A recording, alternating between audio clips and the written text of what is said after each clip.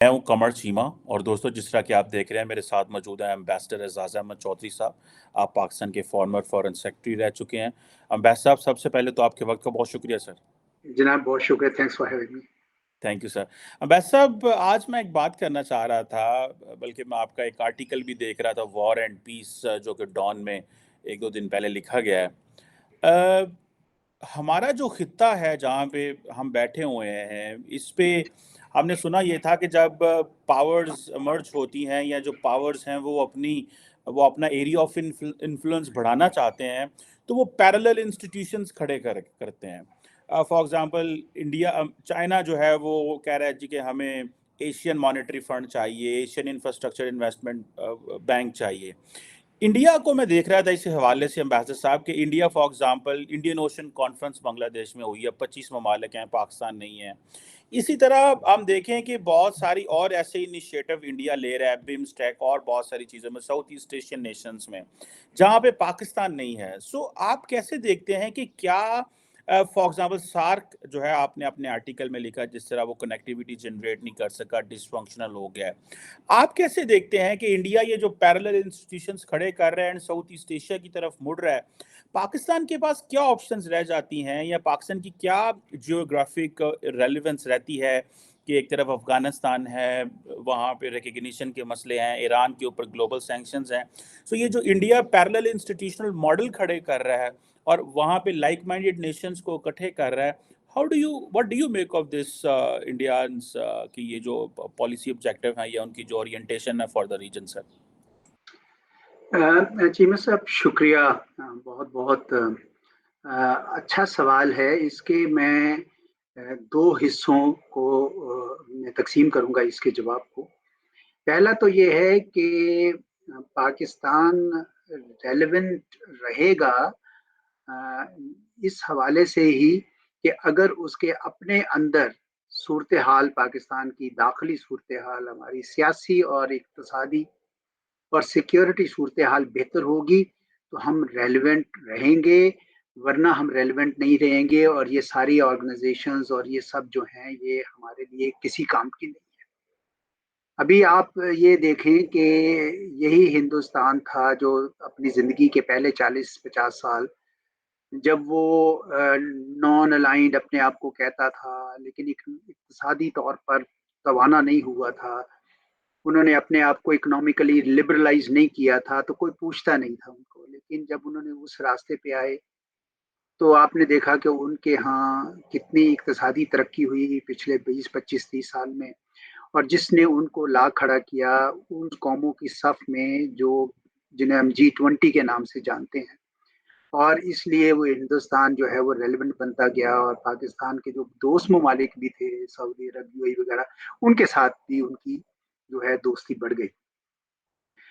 दूसरी मिसाल चीन की है, वो भी एक इंटरनल केओस में था, बड़ी मुश्किल थी जब डेंग जियाओपिंग आए, रास्ता बदला, अगले 30 साल 10% के हिसाब से ग्रो किया और वो एक इक्तसादी कुव्वत के तौर पर उभरे। तो आपने देखा कि अब सारे लोग उसके साथ डील करना चाहते हैं, चीन के साथ एक फोर्स टू रेकन विद।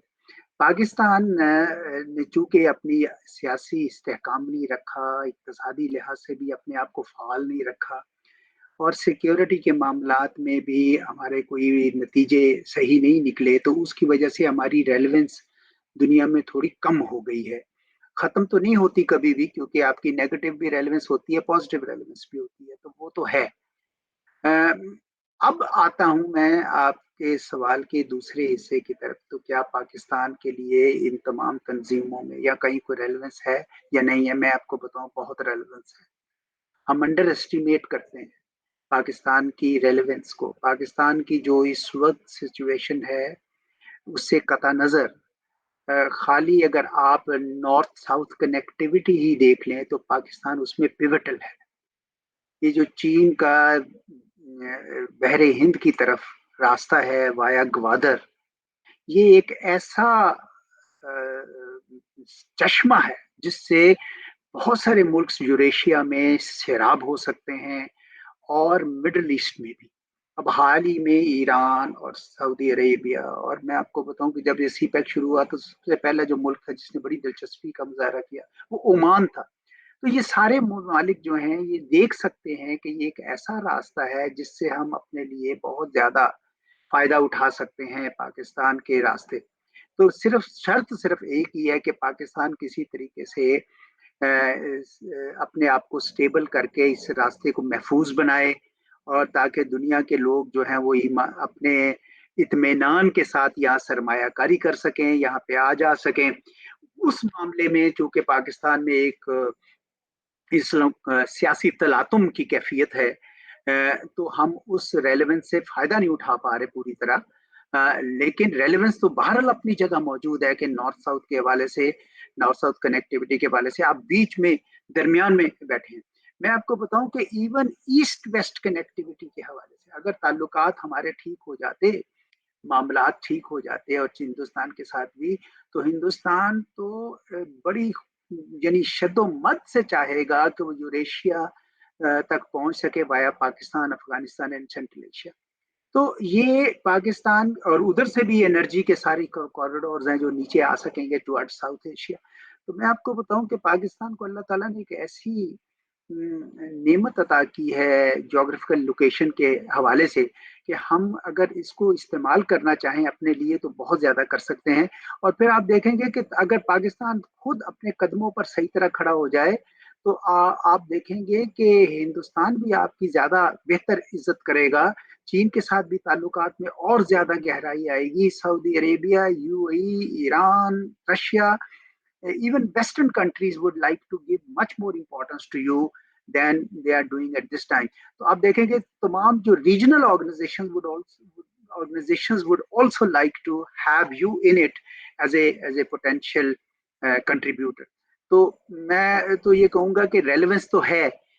جو چاہیے جس چیز کی ضرورت ہے وہ یہ ہے کہ پاکستان اپنے اندر جلد از جلد سیاسی استحکام لائے تاکہ اس سے پھر ہماری اقتصادی نشو و نما ہو سکے اور ہم ایک بہتر مضبوط توانا ملک کے طور پر کسی بھی تنظیم کا حصہ بن سکے. بالکل صحیح کہہ رہے ہیں بھائی صاحب کہ پاکستان کی ریلیونس تو کم ہوئی ہے لیکن اوبیسلی ہم کبھی بھی پوٹینشیل ہمارے اندر ہے. بھائی صاحب آپ نے یہ جو آرٹیکل لکھا ڈان میں بڑا اچھا آرٹیکل تھا. آپ نے پورے یورپ کا دیا کہ نیدرلینڈ میں کیا ہوا، وہاں وار میوزیمز بنے ہوئے ہیں، اور آپ نے آخر میں کہا وار بلانگز ان اے میوزیم. بھائی صاحب آپ کو کیا لگتا ہے کہ جس طرح چائنا کا رائز ہو رہا ہے، انڈیا سارے اپنا ڈیفینس بجٹ $75 ارب پہ لے گیا ہے. وہ ہم ایک پڑھتے تھے کہ جسے کہتے ہیں نا کہ when one gets insecure other gets insecure. Security dilemma ہم پڑھتے تھے، ایک ڈیفینیشن ہوتی تھی سیکیورٹی ڈائلما کیا ہے. سو چائنا سیکیور ہو گیا، انڈیا انسیکیور ہو گیا، انڈیا مزید سیکیور ہو گیا، ہم مزید انسیکیور ہو گئے. آپ اس کو کیسے دیکھتے ہیں امبیسڈر صاحب؟ یہ جو چیز ہے ہمارے لیے یہ کتنی بڑی کرائسس آپ سمجھتے ہیں کہ وار بلانگز ان میوزیم تو بالکل ٹھیک ہے، ہم تو یہ کرنے ہی والے تھے، لیکن انڈیا کی فائنینشیل رائز اور ان کا جو ڈیفینس پہ پیسہ لگانا جو ہے، آپ کیا سمجھتے ہیں ہمیں نیوکلیر ویپنز اور اپنے جو میزائل پروگرام کے ساتھ ہم سمجھتے ہیں اسٹریٹجک اسٹیبلٹی آ گئی ہے، وہاں پہ ہمیں کیپ لگا دینی چاہیے ایک میجر پاکستان کے اندر ڈسکشن شروع کر کے، یا کہ ہمیں بھی پھر وہ ویسل ٹو ویسل کمپٹیشن کی طرف جانا چاہیے؟ یہ جو ایک چیز ہے وار بلانگز ان میوزیم، یہ ہم تو شاید کر پائیں گے یا ہم یہ چیز پلان کر سکتے ہیں، لیکن انڈیا بیکاز آف چائنا نہیں کر سکتا. تو یہ ڈیکوٹمی اور اس ویو کو آپ کیسے دیکھتے ہیں؟ کیونکہ انڈینس تو پیچھے نہیں ہٹیں گے، وہ تو انہوں نے تو S-400 جو ہے جو ڈیفینس پروگرام لائے ہیں رشیا سے، انہوں نے پاکستان کے بارڈر پہ بھی لگا دیا، انہوں نے چائنا کے بارڈر پہ بھی لگا دیا. سو اس کو آپ کیسے دیکھتے ہیں کہ انڈیا تو ول ناٹ بی ریڈی کہ war belongings in museum? What do you make of this sir? جی دیکھیں، میں آج کل آسٹریا میں ہوں، یہاں پہ ایک وار میوزیم تھا، وہ دیکھنے چلا گیا. تو جب میں نے دیکھا تو آسٹریا کی پچھلی 1000 سال کی جو تاریخ تھی اس میں شاید ہی کوئی ایسا وقت ہو جب جنگ نہیں ہو رہی تھی، اور شفٹنگ الائنسز تھے. کبھی روس فرانس کے ساتھ تھا، کبھی روس جرمنی کے ساتھ تھا، اور ایک جنگ کا ماحول تھا جس میں آسٹریا کے لوگوں نے بہت ہی زیادہ سفر کیا اور بہت ہی تکلیفیں اٹھائیں. اور فائنلی فرسٹ ورلڈ وار ہوئی جس میں آسٹرو ہنگیرین امپائر بھی انوالو تھی. پھر اس کے بعد سیکنڈ ورلڈ وار میں یہ نازی جرمنی کے ساتھ تھے. تو इन्होंने भी इस नतीजे पे पहुंचे कि भाई इन तमाम जंगों ने हमें क्या दिया है। और जब उन्होंने उस रास्ते को तर्क किया और अपने लोगों में इन्वेस्ट करना शुरू किया, तो आज वियना का शहर जो है वो most liveable city in the world index पे कहलाया जाता है। और यहाँ के जो लोग हैं वो खुशहाल हैं, उनको रोजगार मिल रहा है, बाहर निकलते हैं, ट्रैम्स चल रही हैं, वक्त पर आती हैं, वक्त पर जाती हैं, फ्रीक्वेंसी बेतहाशा है। लोगों की सहूलत के लिए उन्होंने, हम तो सिर्फ ऊबर की बात कर रहे थे, वो कार शेयर आ गया हुआ है, वो छोटे स्कूटर्स आ गए हैं, और यानी लोगों की सहूलत के लिए हर किस्म का सामान मुहैया कर दिया है, क्योंकि लोगों पे तवज्जो सारी आ गई।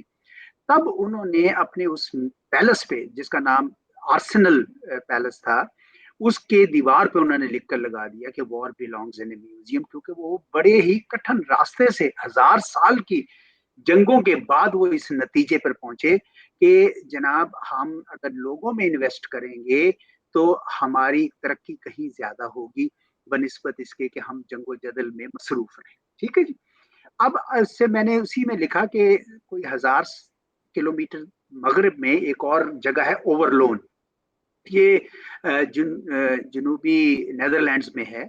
वहां पे भी एक म्यूजियम का यही मोटो है, और वहां पे भी ये हुआ था कि जब इसको लिबरेट करने का टाइम था 1944 में, जर्मनी से इसको लिबरेट करना था, जर्मनी ने इस पे कब्जा किया हुआ था, तो एक नैरो कॉरिडोर अमेरिकन फोर्सेस ने देखा कि यहाँ से अगर हम इसको छुड़ा सकें, तो वहाँ एक बहुत बड़ी जंग हुई, टैंकों की जंग, बहुत बड़ी जंग, अमेरिकन टैंक्स थे और जर्मन टैंक्स थे, पैंथर इनके थे, उनके शर्मन टैंक्स थे।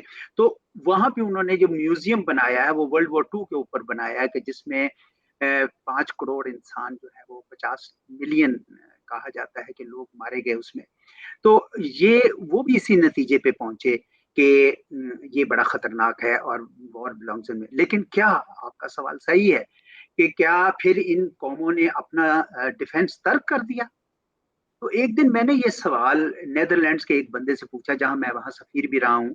तो मैंने उससे पूछा कि आप नहीं समझते कि आप एक वल्नरेबल मुल्क हैं, छोटा मुल्क हैं, इधर एक तरफ इंग्लिस्तान है, एक तरफ जर्मनी है, एक तरफ फ्रांस है, तो ये बड़ों की ताकत लड़ाई में आप पहले भी सफर करते रहे, तो आपका अपना कोई दिफा नहीं होना चाहिए किसी किस्म का?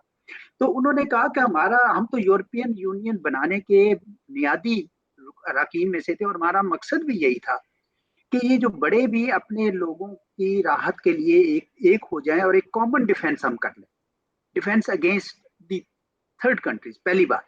दूसरी बात उन्होंने ये कहा कि हमने एक कलेक्टिव डिफेंस सिक्योरिटी अम्ब्रेला ले लिया नेटो का। तो नेटो को हम कुछ हिस्सा कंट्रीब्यूट करके हम बहुत सारा डिफेंस पे जो पैसा खर्च करते थे वो अब हम अपने डेवलपमेंट पे खर्च करते हैं। तो हमने उसके नतीजे में आज हमारी पर कैपिटा इनकम जो है वो 60-65 हज़ार डॉलर पर पर्सन है। तो उसकी वजह यह है कि हमें अब डिफेंस पे उतना खर्च नहीं करता, हमने थोड़ा आउटसोर्स कर दिया इन ए वे। हमने कलेक्टिव डिफेंस किया यूरोपियन यूनियन का, और वो नेटो के साथ मिलके, ट्रांस अटलांटिक अलायंस के साथ मिलके, यूएस की सिक्योरिटी अम्ब्रेला लेके उसमें कुछ हिस्सा डाल के हमने ये किया। अब ये तो इनके मारूजी हालात है ना, हमारे ऊपर तो ये एप्लीकेबल नहीं है। हमारे लिए तो अपना जिस तरीके से हमारी आज़ादी हुई, जिस तरीके से हम हिंदुस्तान से अलग हुए ब्रिटिश इंडिया से, तो उस वक्त के जिस तरीके से वहाँ की हिंदुस्तान की लीडरशिप का ये ख्याल था कि पाकिस्तान तो शायद जिंदा नहीं रहेगा और इस वापस अखंड भारत में वापस आ जाएगा, तो उन्होंने तो पूरा, तो हमें सिक्योरिटी के लिए अपनी सबसे बड़ी तरजीह देनी पड़ी उसको। तो आपने देखा कि पाकिस्तान ने हर वो काम किया जिससे वो अपना डिफेंस मजबूत कर सके। लेकिन क्वेश्चन ये भी उठता है कि क्या पाकिस्तान फिर ज्यादा महफूज हो गया? लेकिन जब दाखिली तौर पर अगर आप मजबूत नहीं होंगे, तो आप देखें कि ईस्ट पाकिस्तान आपसे अलग हो गया। और अलग इसलिए हो गया कि जब आप दाखिली तौर पर मजबूत नहीं थे, तो हिंदुस्तान को मौका मिला और उसने आके उस वेज के अंदर पंप किया और आपको अलहदा करवा दिया, दो मुल्कों में कर दिया। सोवियत यूनियन की मिसाल है कि इतनी बड़ी एम्पायर थी, 15 मुल्कों में तकसीम हो गई, सारा कुछ उनका धरा रह गया। इसीलिए इस बात के ऊपर अब नई सोच में ये किया जाता है कि आप अपना डिफेंस जरूर रखें हैं, اور اس کے لیے کریڈیبل منیمم ڈیٹرنس کی ٹرم نکالی گئی ہے جو بیسیکلی تو نیوکلیر ٹرم ہے، نیوکلیر ٹرمز میں ہے، لیکن وہ باقی جگہوں پہ بھی ہے. بیکاز یو کی not match gun for gun, tank for tank, aircraft for aircraft, یہ ہو نہیں سکتا. ہندوستان آپ سے 4-5 بڑا ملک ہے، اس کی ملٹری اسپینڈنگ آپ سے 9-10 گنا زیادہ ہو گئی ہے. آپ وہ اس راستے پہ اگر جائیں گے تو آپ کے لیے بھی تباہی ہے، ہندوستان کے لیے بھی تباہی ہے. ہم اس طرف نہیں جانا چاہیے. اس کا پیغام مثلا یہی تھا کہ لوگوں پہ انویسٹ کریں. لوگوں پہ انویسٹ کریں گے تو آپ یہ دیکھیں گے کہ پاکستان ایک مضبوط ملک بن کے ابھرے گا. تو پھر اس کو اپنے ڈیفنس کے لیے تو آپ ہمیشہ سے الائنسز کر سکتے ہیں، کبھی ادھر کبھی ادھر وہ کر سکتے ہیں، لیکن پہلے تو اپنے قدموں پہ آپ کو کھڑا ہونا پڑے گا. اور اگر آپ وہ کر سکتے ہیں تو کوئی وجہ نہیں ہے. تو یہ ہر وقت جنگ کے لیے دیکھیں، جنگوں کی بھی بڑی ارتقا ہوئی ہے. جنگ کی فرسٹ جنریشن جو تھی وہ ہاتھوں سے لڑی جاتی تھی، تلواروں اور لاٹھیوں سے لڑی جاتی تھی. پھر سیکنڈ جنریشن میں انہوں نے دیکھا کہ یہ ایک میس اٹیکس کیے جا سکتے ہیں. تھرڈ میں ان کے پاس انڈائریکٹ فائر آ گیا. فورتھ ففتھ اور آج کل ففتھ جنریشن کی بات ہو رہی ہے جس میں یہ کہ آپ لڑے بغیر وہی آبجیکٹو حاصل کر سکتے ہیں جو جنگ کے ذریعے کرتے تھے، بائی امپلوڈنگ اے سوسائٹی اور an enemy from with in. تو دنیا اب اس طرف چل پڑی ہے. اب ہندوستان میں بھی اکثر لوگوں سے بات آپ کرتے ہیں تو وہ کہتے ہیں جی ہمیں اب کچھ کرنے کی ضرورت نہیں ہے، پاکستان میں اس وقت افراتفری ہے، تو پاکستان خود اپنے آپ کو نقصان پہنچا ہے. ٹھیک ہے، اب جنگ کی نوعیت جو ہے وہ بدل رہی ہے. تو جب آپ کہتے ہیں نا کہ وار ان اے میوزیم ان لوگوں نے کہا، تو ان کا بھی مقصد یہ تھا کہ بھائی war is compare to the dignity of human life and dignity of human being. میں یہ سمجھتا ہوں کہ اپنا ڈیفenس کے لیے آپ کو ضرور ایک منیمم ڈیٹرنس رکھنی چاہیے، کریڈیبل منیمم ڈیٹرنس. کسی کو یہ نہیں ہونا چاہیے کہ جناب یہ اس گھر کی تو دیوار گری ہوئی ہے، گھس کے آ جاؤ جو مرضی کر لو، وہ نہیں ہونا چاہیے. But at the same time آپ کا focus should now shift to human security. اور مجھے خوشی ہوئی کہ لاسٹ ایئر جب نیشنل سیکورٹی پالیسی بنائی گئی تو اس میں یہ کلیئرلی کہا گیا کہ اب ٹریڈیشنل ڈیفenس کی بات خالی نہیں ہوگی، ہیومن سیکورٹی اور اکنامک سیکورٹی کی بھی بات ہوگی. تو یہ وار ان بلانگز ان اے میوزیم بیسیکلی اسی سبق کا تسلسل ہے جو انسانیت نے سیکھا کہ ٹھیک ہے وارز ختم نہیں ہوئی ہیں لیکن وارز بائی ادر مینس آ گئی ہیں.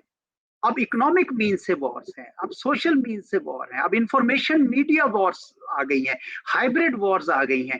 تو اس وجہ سے وہ جو ٹریڈیشنل کے جس میں قتل و غارت کے اتنی زیادہ بڑھائی جائے، وہ بہت ساری قوموں نے اس کو میوزیم میں ڈال دیا ہے یا آؤٹ سورس کر دیا ہے، یا کولیکٹیو سیکیورٹی کے کانسیپٹ میں آگے ہیں.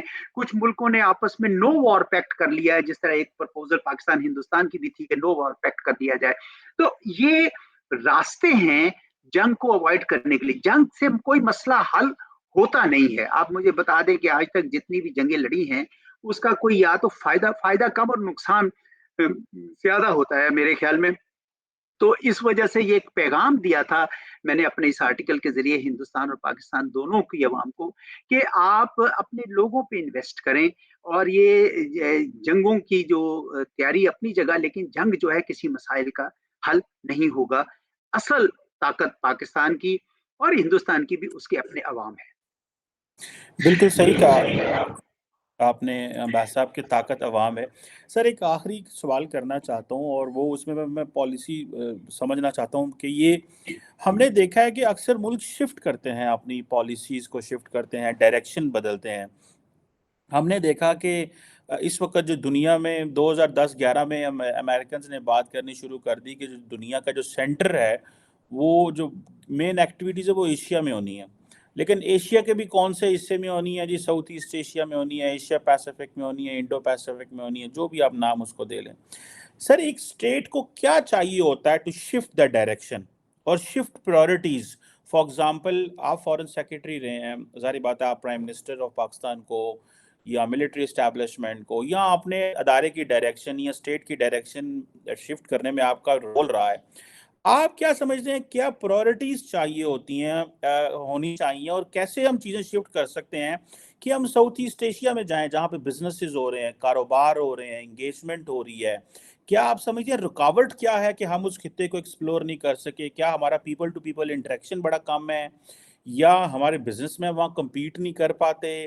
کیونکہ اس وقت تو دنیا ساؤتھ ایسٹ ایشیا اور ایشیا پیسیفک کی طرف جا رہی ہے، جاپان، ساؤتھ کوریا، انڈونیشیا، ہر طرف جو ہے وہ جا رہی ہے۔ تو ہمیں کیا کرنا چاہیے کہ ہم اس خطے میں جائیں، کیونکہ انڈیا کا بھی وہاں بڑا رول ہے۔ سو انڈیا کو تو ظاہری بات ہے، انڈیا نے تو بڑے کافی دیر سے وہاں انویسٹمنٹ اور ہر لحاظ سے کیا، وہ تو ہم میچ نہ کر پائیں، لیکن دا کوشچن از کہ ہم اس خطے میں کیسے جائیں اور ہماری پرائرٹیز کیسے بدل سکتی ہیں کہ ہم مڈل ایسٹ اینڈ یورپ جو جہاں پہ ہمیں رہنا چاہیے، لیکن تھوڑا ہم شفٹ کریں تاکہ ہم واقعی کوئی ڈیویڈنڈس لے سکیں۔ اور جو ڈیولپنگ کہا جاتا ہے نا کہ much of the world history جو لکھی جانی ہے وہ اس خطے میں لکھی جانی ہے، تاکہ ہم بھی، ہمارے لوگ بھی اس سے فیسیلیٹیٹ ہو سکے۔ آج ہم 25 کروڑ، اگلے 20 سال ہم نے جو ہے وہ 40 کروڑ کے قریب ہونا ہے۔ تو اس حوالے سے سر بات کرنا چاہ رہا تھا۔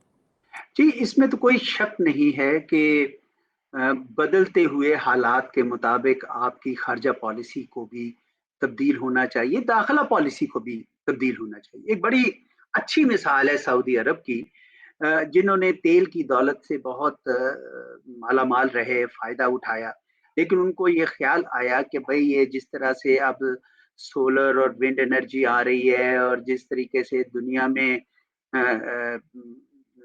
اور وسائل بڑھ رہے ہیں، تو شاید تیل جو ہے وہ ایک بنیادی کلیدی حیثیت نہ رہے، تو ان کو اپنی اکانومی ڈائیورسیفائی کرنی چاہیے۔ انہوں نے ایک اکنامک ویژن بنائی 2030، اسی طرح یو اے ای نے بنائی۔ ان کا مقصد یہ تھا کہ ہمیں اور راستے اب تلاش کرنے چاہیے اپنی تو یہ ہوتا ہے وقت کی نبض کو پہچاننا۔ وہ جو ہمارے ایک دوست نے بڑا اچھا شعر لکھا تھا کہ یہاں جو نباز وقت ہوگا اسی کو اب سروری ملے گی، نباز وقت۔ تو آپ کو وقت کو پہچانا ہے۔ اب امریکہ نے یہ دیکھا کہ امریکہ ایک عالمی قوت تھی، ایشیا میں بھی ان کی اجارہ داری تھی، تو اس کو چیلنج آ رہا ہے چین کی طرف سے، کیونکہ وہ ایک بہت ابھرتی ہوئی طاقت ہے۔ تو انہوں نے فیصلہ کیا کہ اس سے پہلے کہ وہ مکمل طور پر بہت بڑی طاقت بن جائے، میں یہ ایک سلسلہ شروع کروں اس کی طاقت کو بڑھنے سے روکوں۔ تو انہوں نے ایشیا پیوٹ پہلے کیا، بعد میں وہ مارف کر کے انڈو پیسفک اسٹریٹجی بن گئی۔ اس میں ہندوستان، آسٹریلیا، جاپان اور بھی دوسرے ممالک وہ شامل کرنے کی کوشش کر رہے ہیں کہ وہ شامل ہو جائیں تاکہ ان کے بنیادی مقاصد جو ہیں وہ پورے ہو سکے۔ اب کیوں امریکہ ایشیا پیوٹ کیا؟ وہ اس لیے کیا کہ انہوں نے دیکھا کہ ساؤتھ ایسٹ ایشیا میں جو ایشین ٹائیگرز کے نام سے ملک تھے وہ بھی ترقی کر رہے تھے، چین بھی ترقی کر رہا تھا، امریکہ جنگوں میں مشغول رہا، پہلے ویتنام میں، پھر اس کے بعد عراق میں، افغانستان میں، اور چین وغیرہ اپنی ترقی کرتے رہے۔ تو ان کو اندازہ ہو گیا کہ اب ہمیں یہ کرنا ہے۔ اب ہم جہاں پہ بیٹھے ہیں، ہمیں اس بات کا بھی ادراک ہونا چاہیے کہ یہ جو بدلتے ہوئے حالات ہیں، ایشیا پہ جو لائم لائٹ آئی ہے، کیا ہم اس کا فائدہ اٹھا سکیں گے؟ دیکھیں، ایک طرف پاکستان کے شمال میں 1.3 بلین کا ملک ہے، پاکستان کے مشرق میں 1.3 بلین کا ملک ہے۔ تو یعنی اب کوئی آپ کی سیاست تو ایسی ہونی چاہیے کہ آپ ایک ہاتھ ایک کے کندھے پہ، ایک دوسرا دوسرے کے کندھے پہ ہو کے، اور آپ جناب وہ سب سے زیادہ فائدہ اٹھا لیں اس سے۔ تو یہ ہوشیاری ہوتی ہے اور یہ سمجھ ہوتی ہے۔ آپ نے یعنی کوئی وقت کے حساب سے یہ ایسی کوئی پالیسیز مکس کرنی چاہیے بھی۔ میرے خیال میں جو سی پیک ہے وہ ایک اچھا منصوبہ تھا، پاکستان نے وقت کے حساب سے اس کو کیا، اور ساتھ ہی ساتھ امریکہ کے ساتھ دشمنی سے بچنے کے لیے بھی ہماری اچھی سیاست رہی۔ میں سمجھتا ہوں ہماری خارجہ پالیسی اچھی رہی کہ ہم نے ایک توازن کا نام دیا، اور ہم نے ادھر بھی، آج بھی امریکہ کے ساتھ ہماری تجارت بھی ہے، ایگریکلچر بھی ہے، ایجوکیشن بھی ہے، دوسرے لنکس بھی ہیں، اور چین کے ساتھ بھی ہمارے تعلقات ہیں۔ ان میں تھوڑا اتار چڑھاؤ یقیناً ان تمام تعلقات میں آتا ہے، کیونکہ جب یہاں حکومتیں تبدیل ہوتی ہیں، سیاسی استحکام نہیں رہتا، تو کچھ ہمارے دوستوں کو ان کو بھی فکر ہو جاتی ہے۔ لیکن یہ جو ایک بدلتی ہوئی حقیقت تھی کہ امریکہ کی توجہ ایشیا پہ ہوئی، کیونکہ ایشیا کے اندر ایک ترقی کے چشمے پھوٹ رہے تھے، تو اس کا ہمیں بھی پورا فائدہ اٹھانا چاہیے تھا۔ ہم نے صرف اتنا فائدہ اٹھایا کہ ہم نے چین کے ساتھ مل کر وہ کیا، لیکن ساؤتھ ایسٹ ایشیا کے ساتھ ہم اس طرح فائدہ نہیں اٹھا سکے، اور اس کی بنیادی وجہ یہ تھی کہ ہم اپنے اندر ایکسپورٹبل سرپلسز نہیں کر سکے۔ مجھے یاد ہے کہ آسیان، ساؤتھ ایسٹ ایشیا کی جو تنظیم ہے، اس کے ساتھ ہمارا ڈائلاگ پارٹنرشپ تو 1993 سے چل رہی ہے، لیکن فل ڈائلاگ پارٹنرشپ یا آگے نہیں جا سکے. تو ایک میٹنگ میں ان کے ایک ملک کے ایک وزیر خارجہ نے کہا کہ دیکھیں پاکستان کو پہلے تو یہ ثابت کرنا ہے کہ وہ ہمارے ساتھ ایک بڑا تجارتی شریک ہے، پھر آپ اس کی خواہش کریں. تو آپ کو پہلے تو ان کا تجارت میں اپنا حصہ بڑھانا ہے. آپ کیا کریں گے $26 بلین کی ٹریڈ کے ساتھ، جبکہ دنیا جو ہے وہ کہیں پہنچ گئی ہے. تو یہ ہمیں ان بدلتے حالات کے ساتھ اب ہم جب ذکر کر رہے ہیں جیو اکنامکس کا، اکنامک سیکیورٹی کا، اکنامک ڈپلومیسی کا، تو کاش کہ ہمارے ہاں یہ سیاسی استحکام آ جائے اور اس کے نتیجے میں ہماری کنٹینیوٹی آف اکنامک پالیسیز ہو جائے اور ہماری اتنی جنریٹ کی گروتھ بڑھ جائے کہ دنیا ہمارے ساتھ بزنس کرے. تو پھر آپ دیکھیں گے کہ جو کام ہندوستان آج کر رہا ہے وہ سارے ہم بھی کریں گے. ہر ملک چاہے گا کہ ہمارے ساتھ وہ کسی نہ کسی طریقے سے وابستہ ہو جائے. اور ہمیں میرے خیال میں منزل وہی رکھنی چاہیے کہ پاکستان کے عوام کی طرف، یا آپ نے کہا کہ ہماری آبادی اتنی تیزی سے بڑھ رہی ہے، تو آبادی آپ کی اتنی گروتھ تو ہونی چاہیے نا کہ اس بڑھتی آبادی کو آپ فیڈ کر سکیں. تو یہ اگر آپ یہ نہیں کر سکیں گے، آپ اپنی زراعت کو نہیں بڑھا سکیں گے، تو اتنا بڑا زرعی ملک جو پورے ہندوستان کی فوڈ باسکٹ تھا، جہاں سے جاتا تھا سارا، وہاں آج ہم اپنی گندم تک امپورٹ کر رہے ہیں. کوئی بات بنتی نہیں ہے. تو پہلے تو اپنے آپ کو چیمہ صاحب سیدھا کرنا ہوگا، اپنے آپ کو ٹھیک کرنا ہوگا، پاؤں پہ کھڑے ہونا ہوگا، اپنی ایکسپورٹس بڑھانی ہوں گی، اپنی کیپیسٹیز بڑھانی ہوں گی، اپنے آپ کو نئی ٹیکنالوجیز آج کل آ رہی ہیں، نئی ٹیکنالوجیز کے ساتھ ہم آہنگ ہونا چاہیے. یہ خالی ایشیا پیوٹ نہیں ہے. نئی ٹیکنالوجیز جو ہیں، ایمرجنگ ٹیکنالوجیز دنیا میں انقلاب برپا کر رہی ہیں. ہمارے ہاں لکیلی ینگ لوگ ہیں، بچے ہیں، لیکن حکومت کو چاہیے کہ ان کو اور زیادہ فیسیلیٹیٹ کر سکے. یہاں تو پے پال تک نہیں ہے کہ وہ بیچارے اپنی ریمونیشن لے سکیں، وہ دبئی میں لیتے ہیں. تو یہ وہ کام ہیں جن کے اوپر حکومتوں کو توجہ دینی چاہیے کہ آنے والے وقت میں ایمرجنگ ٹیکنالوجیز، آرٹیفیشل انٹیلیجنس، یہ ان کا دور ہوگا. تو کیا پاکستان اس کے لیے تیار ہے؟ اگر نہیں ہے تو ہمیں میرے خیال میں اس کی تیاری کرنی چاہیے. بالکل صحیح کہا آپ نے امبیسڈر صاحب کہ ہمیں وہ جو فارن منسٹر صاحب نے کہا آسیان کے کہ آپ کو یہ اسٹیبلش کرنا ہے کہ آپ ہمارے اچھے ٹریڈنگ پارٹنر ہیں، آپ ہمیں پہلے اپنی انٹینشن تو شو کریں، ہمارے ساتھ انگیج تو ہوں.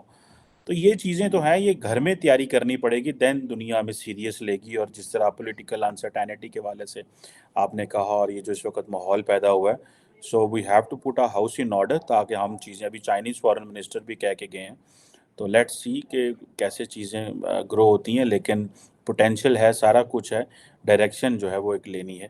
Thank you very much ambassador اعزاز احمد شوری صاحب بہت فار یور شکریہ ٹائم. جناب، بہت شکریہ.